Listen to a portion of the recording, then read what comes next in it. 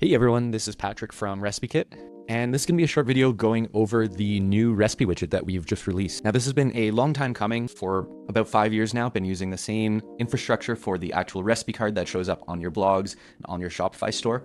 And over the past 6 months, we've been revitalizing this, switching it to sort of modern technologies, and all in all, just improving it and making it a little bit more modern and up to the standard that you've seen on other websites, on other food blogs.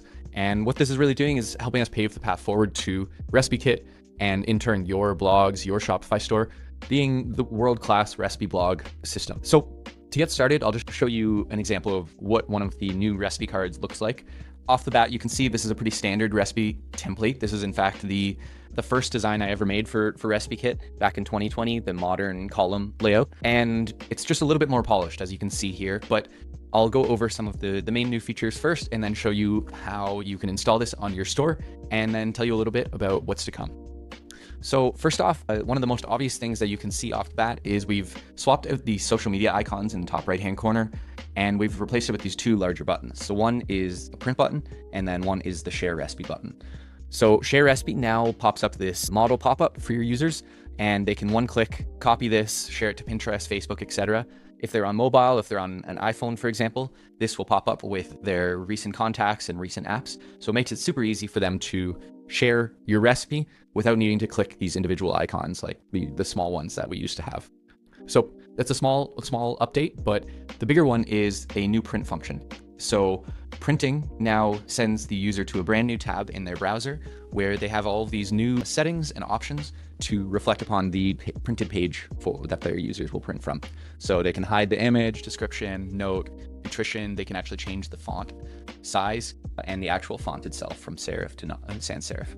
So all in all, this is just a huge upgrade of the printing mechanism. As a few of you have seen, sometimes the old printing mechanism would include other elements from your website. So this just makes sure it's a nice and clean version that will more or less fit onto one page, depending on the length of your recipe, of course.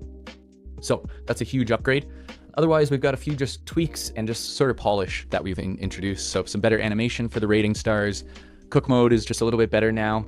And we've got some just niceties that we've added, like the click to check now is just a more polished, and there's a little animation everywhere, just to make it a little bit more of a joyful experience for your customers to actually use the recipe card.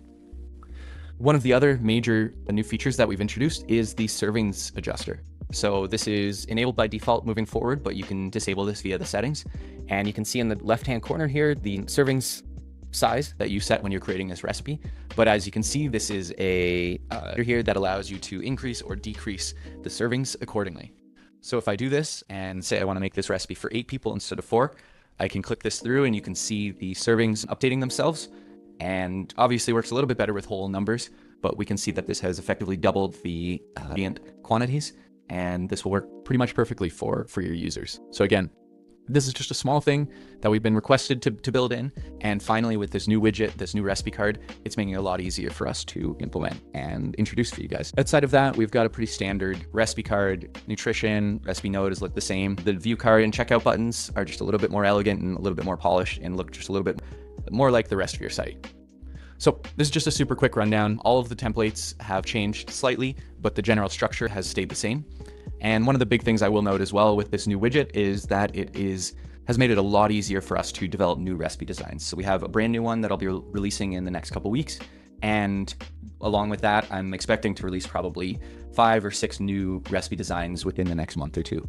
So if you're getting sort of bored with the existing designs, just stay tuned, and I will be sending an update in a couple months' time with a whole slew of new designs.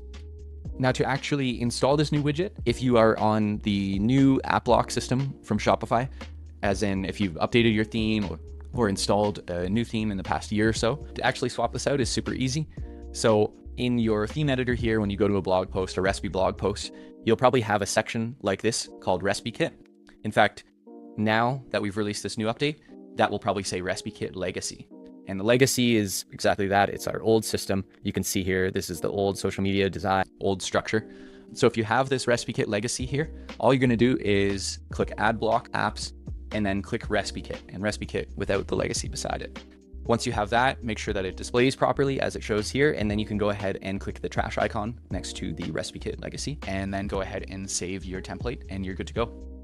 If you're on a older theme or you have a custom code added version of the recipe card, please reach out to our team and we'd be happy to help switch you over. The one nuance with this new system is that the old structural changes, if you had a developer come on and change the HTML, the infrastructure of the recipe card itself, those changes are not going to port over to this new version just due to the upgrade. But again, please reach out, ask our team, and we'd be happy to help advise and or in some cases actually help you port over the design structure as needed. So take a look. I'm super excited for this to be out. And once again, I appreciate your patience and tolerance for us while we've been releasing this update. But trust me when I say that this is going to unleash a next level of Recipe Kit. This, alongside the dashboard update that we released earlier this year, is finally bringing Recipe Kit up to the modern standards that I've wanted all of these years. And now we're really unleashed to really build this up into the best possible recipe blogging experience on the internet without any of the technical debt and limitations that we had from the original 2020 version. So thanks so much for using Recipe Kit, and let us know if you have any questions. Thanks so much.